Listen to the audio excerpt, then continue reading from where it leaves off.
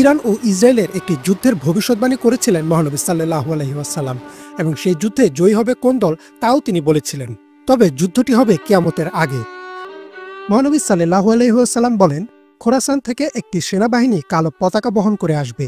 কোনো কিছুই তাদের থামাতে পারবে না যতক্ষণ না তারা সেই পতাকা বাইতুল মুকাদ্দাসে উত্তোলন করে। একই বিষয়ে রাসূল সাল্লাল্লাহু আলাইহি ওয়াসাল্লামের আরও একটি হাদিস রয়েছে। তিনি বলেন, তোমরা যখন খোরাসান থেকে আসা কালো পতাকা দেখতে পাবে তখন তাদের কাছে চলে যেও, কারণ তাদের মধ্যেই আছে আল্লাহর খলিফা ইমাম মাহদী। আগের হাদিসটির সাথে এই হাদিসটি সমন্বয় করে মুসলিম আলেমদের অধিকাংশই এই মতবাদ দিয়েছেন যে যেহেতু খোরাসানের সেনাবাহিনীর সাথে ইমাম মাহদী থাকবেন, তার মানে ঘটনাটি ঘটবে কিয়ামতের প্রধান আলামতগুলো প্রকাশ পাওয়ার আগে। পাশাপাশি বলা হয় এই যুদ্ধই হবে হাদিসে বর্ণিত আল মালহামা বা মানব ইতিহাসের সবচেয়ে ভয়াবহ যুদ্ধ। আর এই যুদ্ধের মাধ্যমেই ইমাম মাহদীর নেতৃত্বে বিশ্বে আবারও ইসলামিক খিলাফত প্রতিষ্ঠিত হবে।